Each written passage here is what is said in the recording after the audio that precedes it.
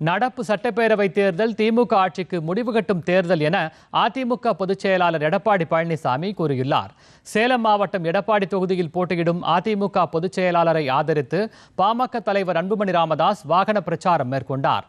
அப்போது பேசிய அவர், மோசமான திமுக ஆட்சியை விரட்டையடிக்க மக்கள் தயாராகிவிட்டதாகவும் தேர்தல் அரசியலுக்காக முதலமைச்சர் தரம் தாழ்ந்து விமர்சிப்பதாகவும் குறிப்பிட்டார்.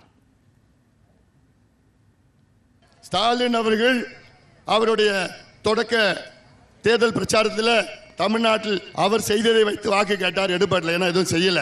பிறகு பிஜேபி வந்துரும் ஒரு பொய்யை சொல்லி வாக்கு கேட்டார், அதுவும் எடுபடல. அதன் பிறகு எடப்பாடியார் அவர்களையும் என்னையும் தனிநபர் விமர்சனம் செய்து கொச்சையா மோசமான வார்த்தைகளை கேட்ட ஸ்டாலின் அவர்கள் இப்ப அதுவும் எடுபடல. இப்ப ஸ்டாலின் அவர்கள் எந்த அளவுக்கு இறங்கிட்டார் தெரியுமா? நான் ஆட்சிக்கு வந்தா 8000 ரூபாய் கூப்பனை தரேன். அதாவது இவ்வளோ தரங்கெட்ட ஒரு தேர்தல் பிரச்சாரம். இதெல்லாம் நீங்கள் சிந்திக்க வேண்டும் தமிழக மக்களே. தொடர்ந்து தமக்கு ஆதரவு திரட்டிய எடப்பாடி பழனிசாமி அதிமுகவை உடைக்க திமுகவினர் சதி செய்ததாக குற்றம் சாட்டினார்.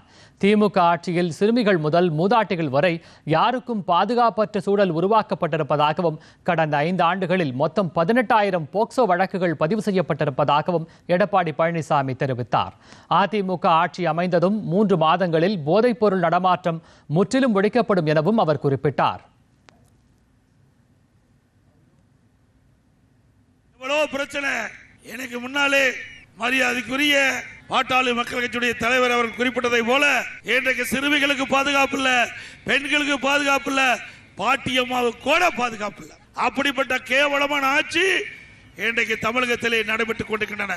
திரு ஸ்டாலின் அவர்களே, உங்களுடைய ஆட்சியை முடிவு கட்டுகின்ற தேர்தல் வருகின்ற சட்டமன்ற பொது தேர்தல்